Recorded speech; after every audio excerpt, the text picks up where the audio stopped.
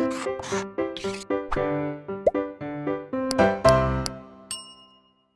Everyone, my name is Toshi Chaudhary and welcome back to Blueprint Digital. बच्चों, हम पढ़ रहे थे मैथ्स क्लास 12 का लास्ट चैप्टर नंबर 13 प्रायिकता यानी प्रोबेबिलिटी। अपने लास्ट सेशन में हम कंप्लीट कर चुके हैं mean and variance of a random variable यानी किसी यादृच्छिक चर का माध्य या फिर और प्रसरण। आज हम शुरू करने जा रहे हैं बर्नौली परीक्षण और द्विपद बंटन यानी Bernoulli trials and binomial distribution. बात करते हैं बर्नौली परीक्षण यानी बर्नौली ट्रायल्स के बारे में। बर्नौली ट्रायल्स क्या होते हैं? देखिए, हम बहुत सारे एक्सपेरिमेंट्स करते हैं। जब भी हम प्रोबेबिलिटी की बात करते हैं, रैंडम एक्सपेरिमेंट की बात करते हैं, तो हमारे एक्सपेरिमेंट बहुत सारे ऐसे होते हैं जिसमें केवल 2 परिणाम आते हैं, केवल 2 रिजल्ट आते हैं। जैसे आप किसी सिक्के को उछालिए तो हेड आना या टेल आना, 2 परिणाम हो गए। या आप किसी पासे को उछालिए, सम संख्या आना या विषम संख्या आना, 2 परिणाम हो गए। फिर से किसी पासे को उछालिए, 4 से बड़ी संख्या आना या 4 से छोटी संख्या आना, 2 परिणाम हो गए। 4 से बड़ी, 4 या 4 से छोटी, 2 तरह के परिणाम हो गए। तो इस तरह के जितने भी हमारे ट्रायल्स हैं, एक्सपेरिमेंट्स हैं जिसमें 2 परिणाम आते हैं, वो हमारे बर्नौली ट्रायल्स कहलाते हैं, बर्नौली परीक्षण कहलाते हैं। ठीक है, अभी हम आगे पढ़ते हैं, इसकी डेफिनेशन पढ़ते हैं। देखिए, एक यादृच्छिक प्रयोग के परीक्षणों को, कोई भी जो हम रैंडम एक्सपेरिमेंट करते हैं उसमें जितने भी ट्रायल्स होते हैं, ट्रायल्स जैसे आपने किसी सिक्के को 10 बार उछाला, पहली बार उछाला तो हेड और टेल आया, दूसरी बार उछाला या तो हेड या फिर टेल, तीसरी बार उछाला फिर से हेड या टेल, हर बार 2 आपके रिजल्ट आ रहे हैं, या तो हेड या टेल। तो ये बर्नौली ट्रायल हो गया। लेकिन ये कितने ट्रायल्स हैं? ये 10 ट्रायल्स हैं, क्योंकि हमने सिक्के को 10 बार उछाला है, इसलिए ये 10 ट्रायल्स हैं। ठीक है, तो एक यादृच्छिक प्रयोग हमने प्रयोग किया, एक रैंडम एक्सपेरिमेंट किया जिसमें हमने 10 ट्रायल किए, सिक्के को 10 बार उछाला। तो एक यादृच्छिक प्रयोग के परीक्षणों को 10 हमारे ट्रायल हो गए। तो ये जो हमारे ट्रायल्स हैं ये बर्नौली ट्रायल्स कहलाएंगे। कब? जब वो निम्न शर्तों को संतुष्ट करते हों। यानी जिन ट्रायल्स की अभी हम बात कर रहे थे वो हमारे बर्नौली ट्रायल्स कब होंगे? जब ये वाली गिवन कंडीशंस सेटिस्फाई करते हो। क्या कहती है कंडीशंस? परीक्षणों की संख्या परिमित होनी चाहिए, यानी जो हमारे ट्रायल्स हैं वो फाइनाइट होने चाहिए।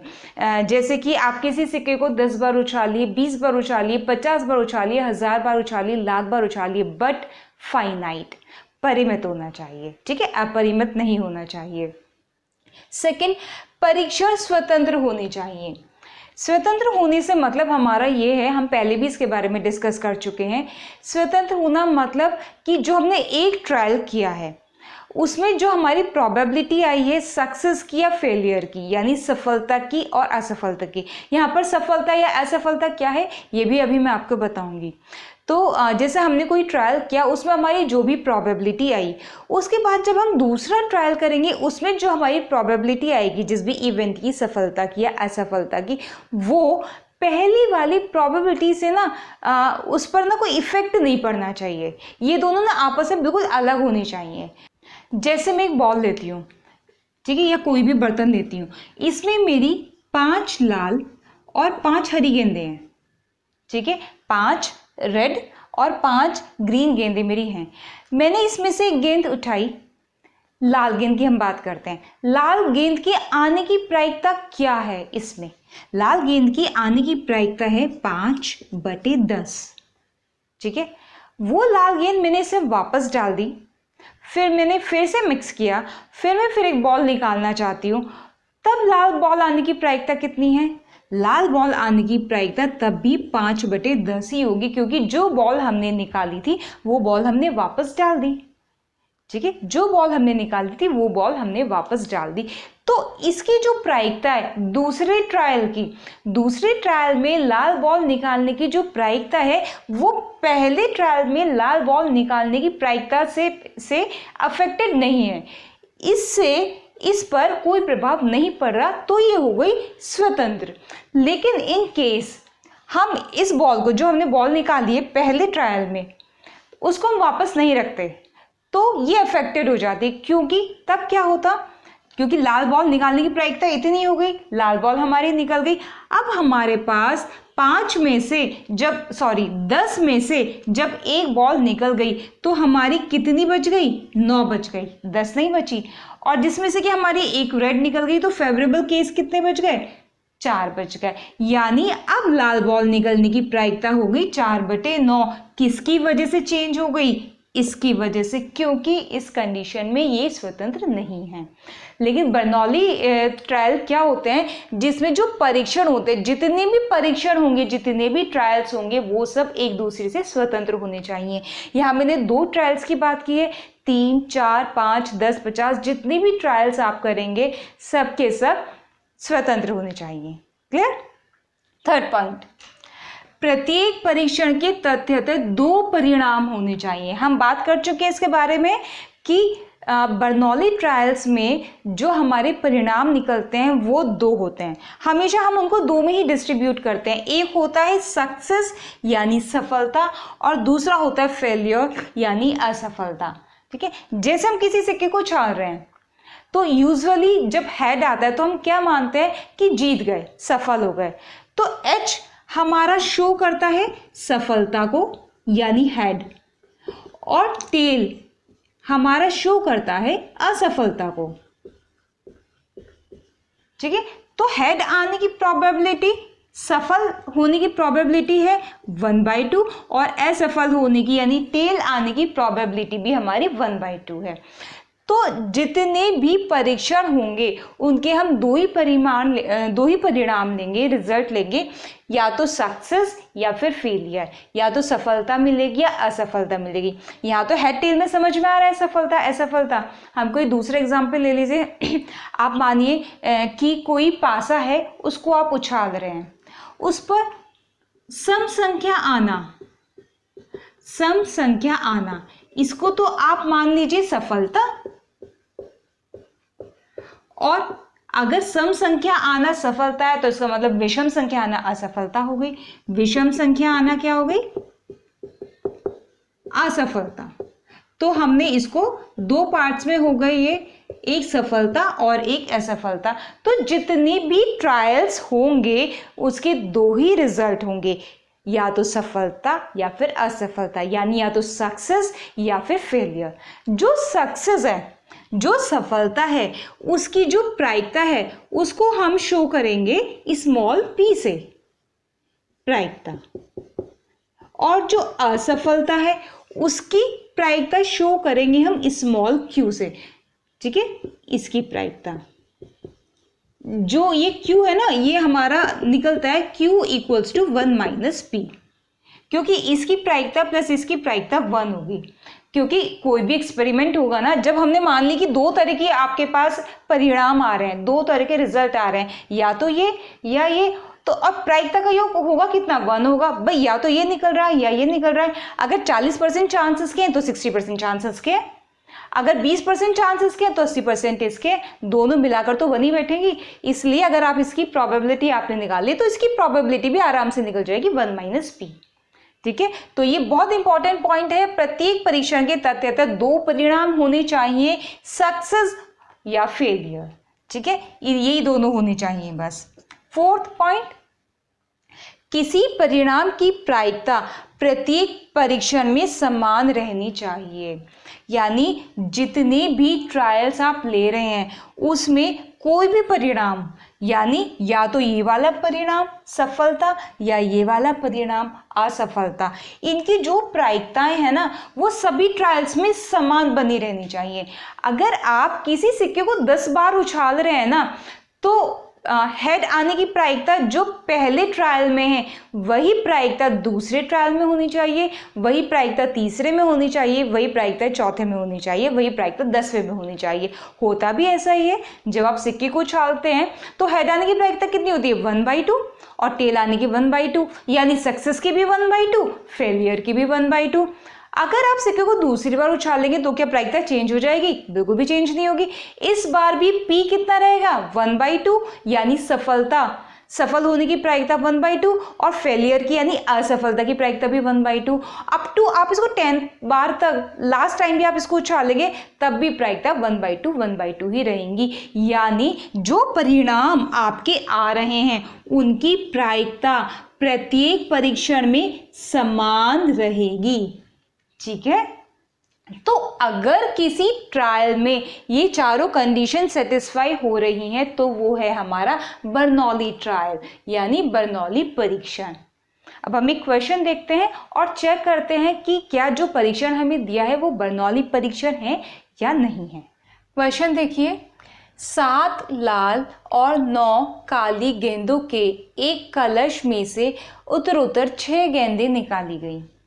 एक कलश है, एक बर्तन है जिसमें 7 तो लाल गेंदे हैं, 9 काली गेंदे हैं, उसमें से एक एक करके 6 गेंदें निकाली जा रही हैं। बताइए कि गेंद निकालने का परीक्षण, ये जो 6 ट्रायल है ना, ये जो 6 परीक्षण हो रहे हैं यहाँ पर, गेंदों को निकालने के पहले एक गेंद निकाली, फिर दूसरी निकाली, तीसरी, चौथी, पांचवी, छठी, ये जो 6 परीक्षण है, तो क्या ये जो परीक्षण है क्या ये बर्नौली परीक्षण है, क्या ये बर्नौली ट्रायल है, ये हमें चेक करना है। ठीक है या नहीं है। यदि कंडीशन दी है प्रत्येक निकाल के बाद गेंद को प्रतिस्थापित किया गया हो या फिर प्रतिस्थापित न किया गया हो, तो आपके पास ना यह एक साथ 2 कंडीशन दी गई हैं, 2 क्वेश्चन एक साथ दिए गए हैं कि आपके पास कलश में कुछ गेंदें हैं, ये आपके पास 16 गेंदें हैं, 7 लाल और 9 काली, एक बॉल निकाली गई। ठीक है, अकॉर्डिंग टू फर्स्ट कंडीशन, इस वाली कंडीशन के अकॉर्डिंग उसको प्रतिस्थापित कर दिया गया, मतलब निकाली गई फिर उसको वापस रख दिया गया, फिर एक बॉल उनमें से निकाली गई, फिर वापस रख दिया गया, फिर निकाल दी गई, फिर वापस रख दिया गया, ऐसे करके 6 बार किया गया। ठीक है, तो पहले हम इसी वाले पार्ट के बारे में बात करते हैं, फर्स्ट पार्ट के बारे में। कोई भी परीक्षण बर्नौली परीक्षण कब होता है? जब वो 4 कंडीशंस जो मैंने बताई थी वो सेटिस्फाई करता है। वो 4 कंडीशंस मैंने शॉर्ट में लिख दी हैं।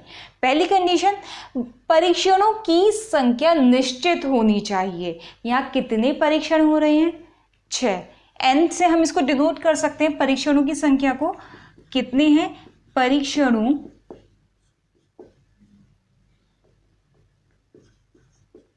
की संख्या, या फिर n बोल सकते हैं आप इसको। कितने हैं? 6, जो कि परिमित है यानी निश्चित है यानी फाइनाइट है। इसका मतलब पहली कंडीशन सेटिस्फाइड है ना। सेकंड, परीक्षण स्वतंत्र होने चाहिए। देखिए, परीक्षण स्वतंत्र है या नहीं है, इसका पता कैसे चलेगा? आप पहली बार बॉल निकालिए, ठीक है, किसी भी एक बॉल को आप सक्सेस मान लीजिए, किसी दूसरे कलर की बॉल को आप फेलियर मान लीजिए। ठीक है, माना ये लाल वाले को आप सक्सेस मान सकते हैं, इसको फेलियर, या इसको सक्सेस इसको फेलियर, अपने अकॉर्डिंगली कुछ भी कर सकते हैं।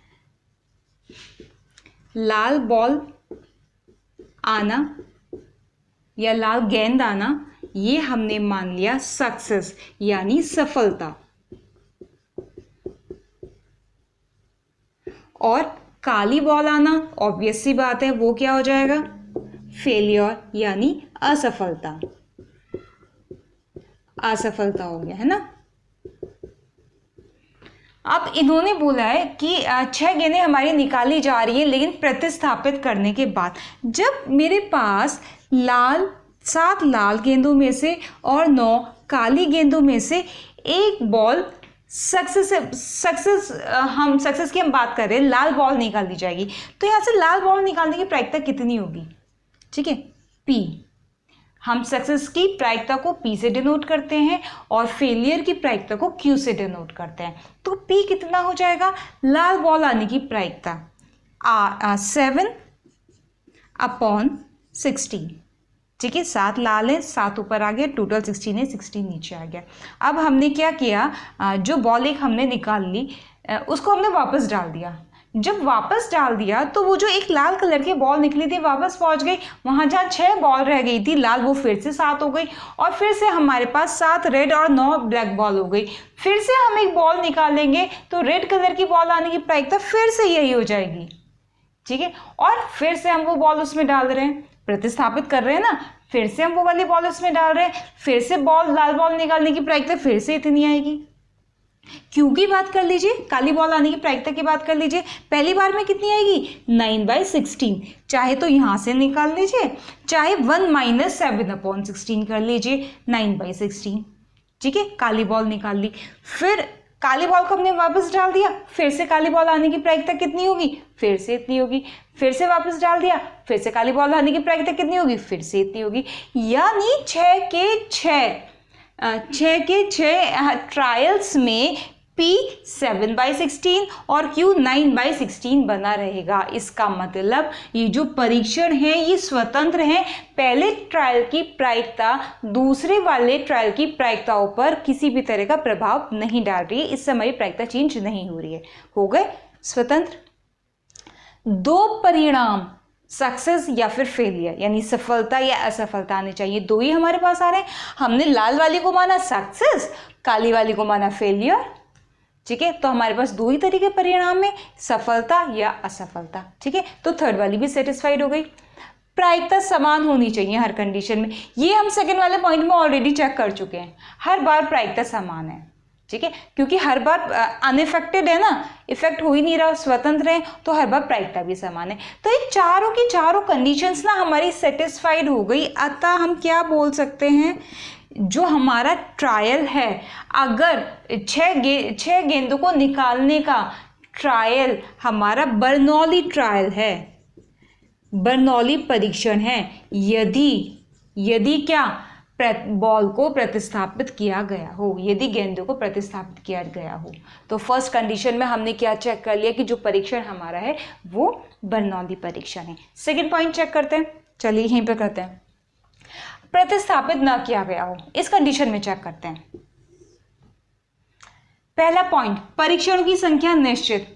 ऑब्वियसली यहाँ हमारा 6 था तो यहाँ भी हमारा 6 है, क्योंकि 6 बार ही हमारे परीक्षण हो रहे हैं। n बराबर कितना है 6, तो फर्स्ट पॉइंट तो हमारा सेटिस्फाइड हो गया।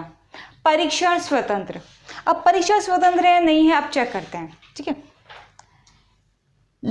हमारे पास 7 रेड है और 9 ब्लैक बॉल्स हैं। सफल स्मॉल पी निकाली, स्मॉल पी यानी लाल बॉल आने की प्रायिकता कितनी हो जाएगी, 7/16 हो जाएगी। अब हमने जो लाल बॉल निकाल ली, इसको हमने प्रतिस्थापित नहीं किया, सेकंड पॉइंट के अकॉर्डिंग उसको हमने प्रतिस्थापित नहीं किया, तो एक ट्रायल के बाद हमारे पास लाल गेंदें कितनी बच गई, 6 रह गई, और ब्लैक हमारे पास उतनी की उतनी है।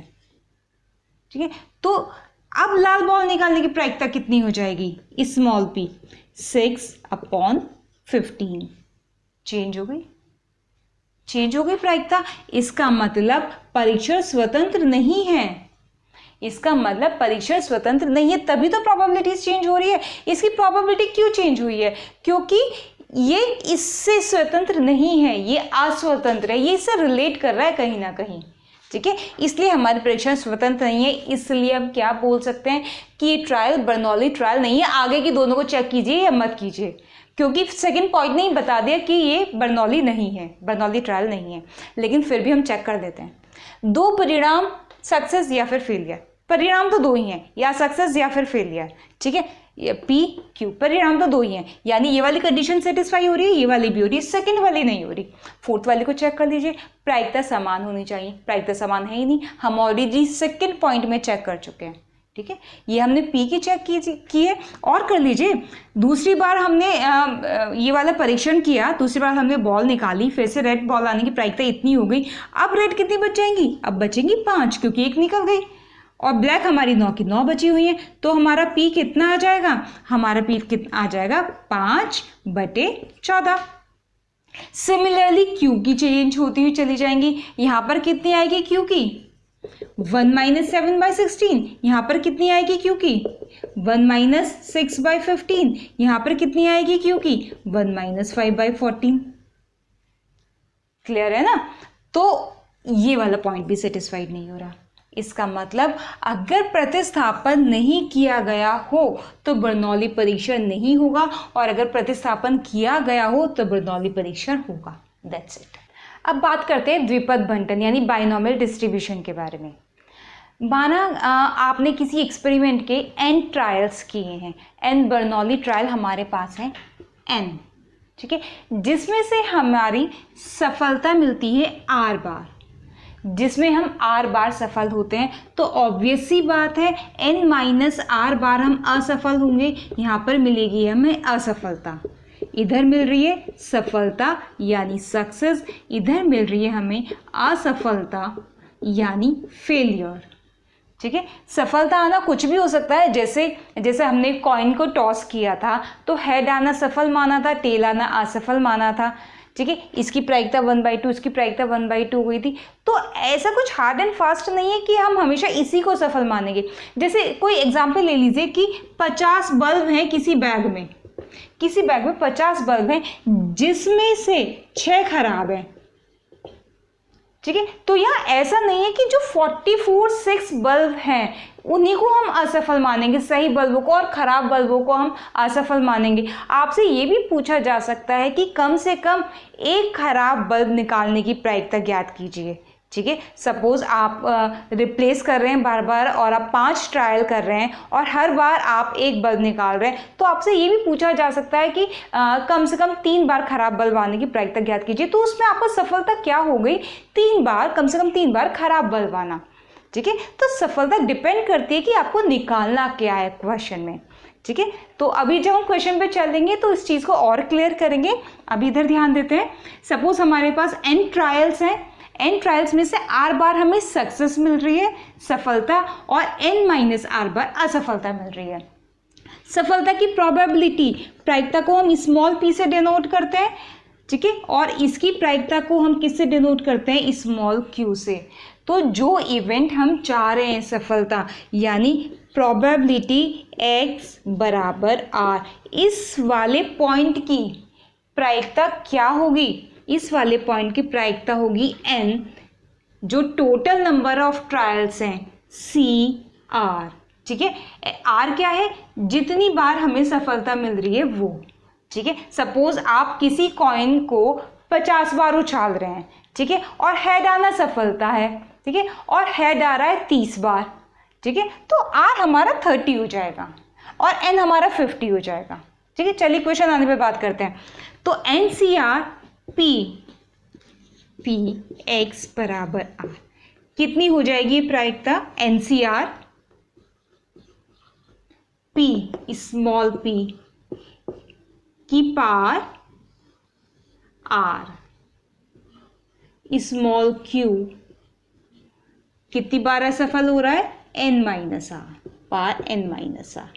सिर्फ ये इतना सा हमारा फॉर्मूला है जिसके ऊपर पूरा का पूरा बाइनोमियल डिस्ट्रीब्यूशन यानी द्विपद बंटन हमारा बेस्ड है, बस ये फॉर्मूला है। यदि एक न्याय सिक्के को 10 बार उछाला गया, सिक्के को 10 बार उछाला जा रहा है, number of trials, Bernoulli trials कितने हैं, 10, ठीक है, यानी n का मान कितना आ गया, 10, ठीक है। तो निम्न की प्रायिकताएं ज्ञात कीजिए। पहला पार्ट है ठीक 6 चित आने की प्रायिकता, 6 चित आने की प्रायिकता। अगर चित हमारा सक्सेस हो तो स्मॉल p कितना हो जाएगा, हाफ, ठीक है, क्योंकि अगर हम कोई भी कॉइन उछालेंगे तो पहली बार उछालेंगे तो p 1/2 होगा और q भी हमारा 1/2 होगा। किसी भी सिक्के को उछालने पर हेड आने की प्रोबेबिलिटी 1/2, टेल आने की प्रोबेबिलिटी 1/2, ठीक है। और 10 के 10 बार में सेम रहेंगे क्योंकि बर्नौली ट्रायल है। चलिए ये आ गया ठीक 6 चित आने की प्रायिकता।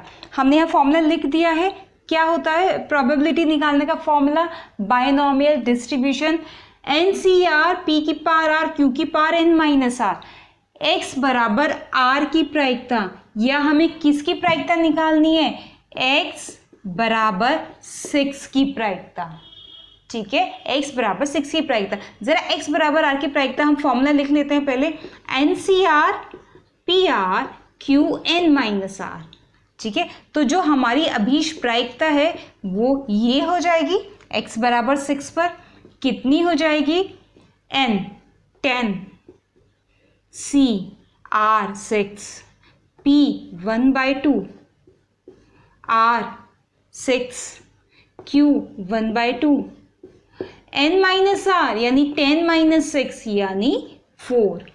कितना आ गया? 10 से 6 10, ऐसे लिख सकते हैं फैक्टोरियल 10 अपॉन फैक्टोरियल 6 फैक्टोरियल 4, या फिर चलिए नेक्स्ट लाइन में सॉल्व करते हैं।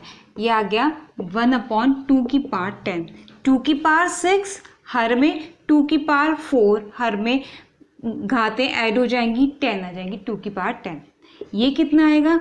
10 into 9 into 8 into 7 into factorial 6, factorial 6 से फैक्टोरियल 6 कैंसिल, और नीचे बचेगा 4 इंटू 3 इंटू 2 इंटू 1 इंटू 1/2 की पावर 10। ठीक है, 4 2 ज़ा 8, 3 3 ज़ा 9, 7 3 ज़ा 21,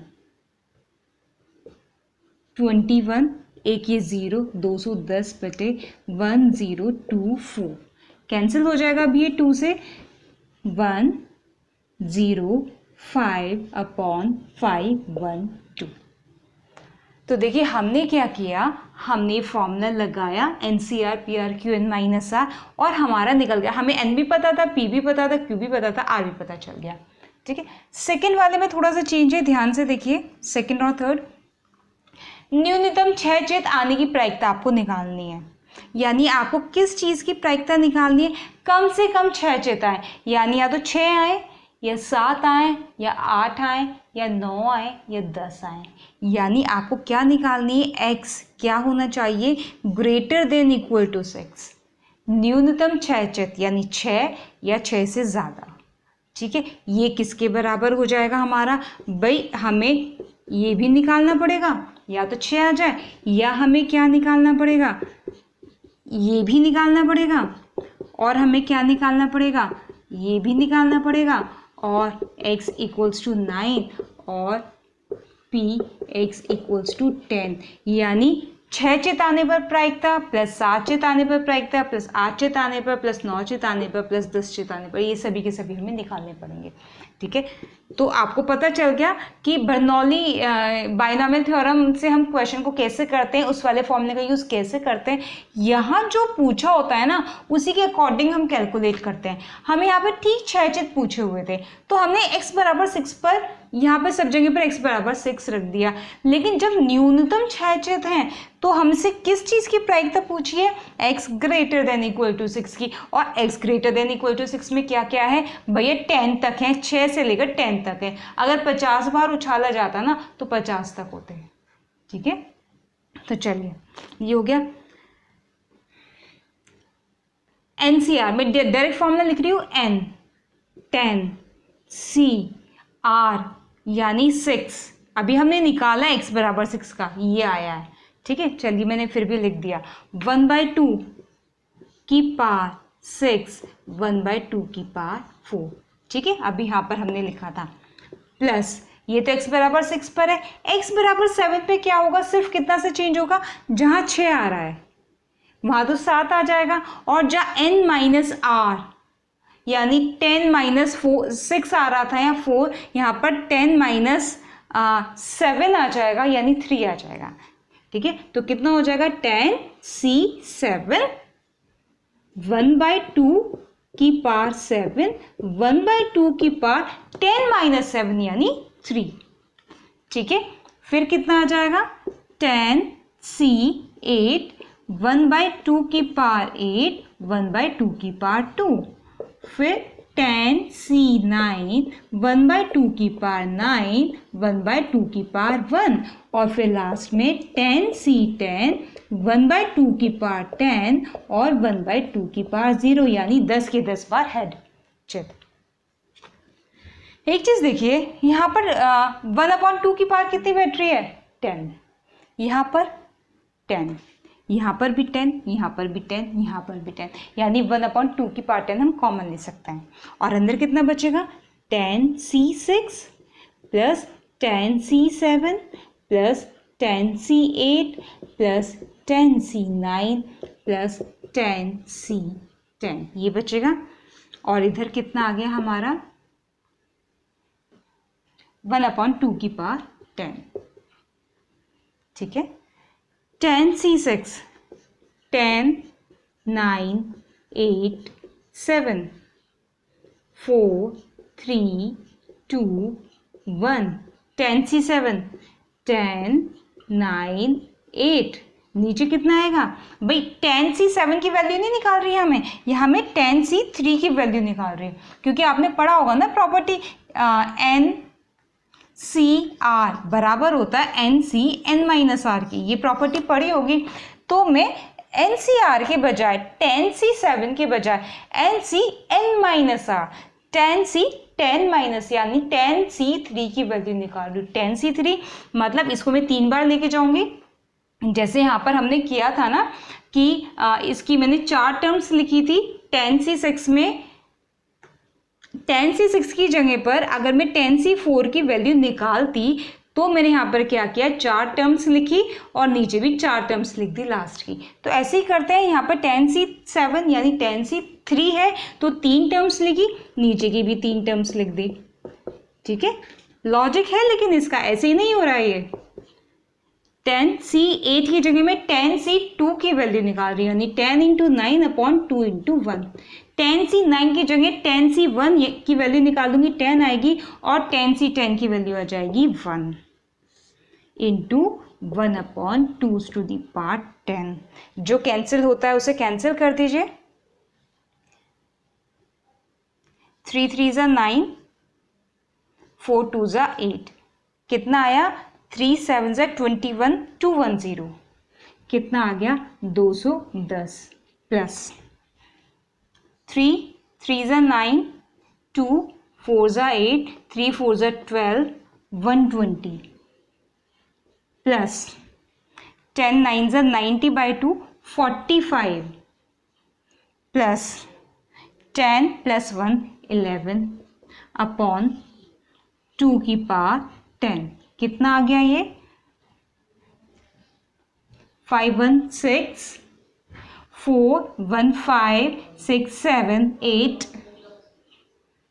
और 2 और 1 3 अपॉन 1024 लिख रही हूँ मैं 2 की पावर 10 की प्लेस पर। और ये कितना आ गया? 2 से कट हो जाएगा ये, 2 1 2, 2 9 18, 2 8 16 अपॉन 5 1 2, 2 1 2, 2 9 18, 2 3 6, 2 3 6, 193 अपॉन 512।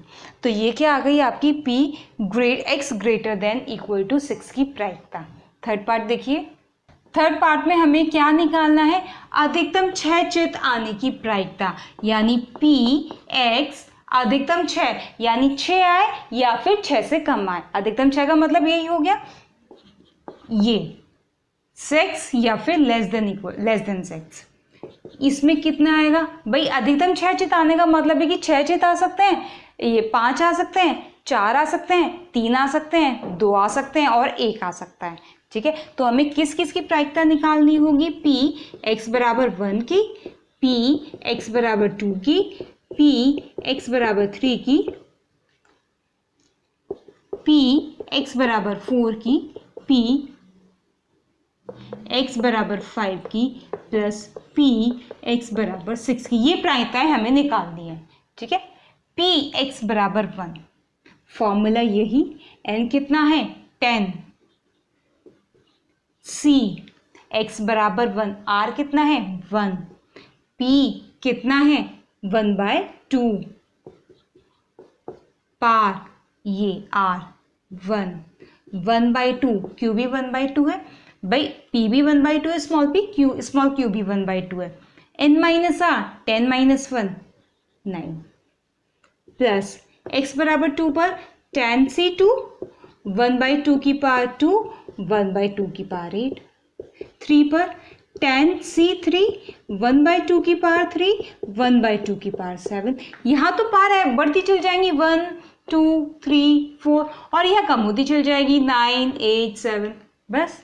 ठीक है, 10c5 1/2 की पावर 4, 1/2 की पावर ये बढ़ जाएगा 4 हो जाएगा, ये रह जाएगा 6 और ये 10c4 4 का नहीं किया ना अभी, आप करेंगे 5 का। 10c5 1/2 की पावर 5, 1/2 की पावर 5 और लास्ट x इक्वल्स टू 6 पर 10c6 1/2 की पावर 1/2 की पावर आ जाएगी 6 और 1/2 की पावर आ जाएगा 4 और इसको सॉल्व करके आंसर आ जाएगा आपका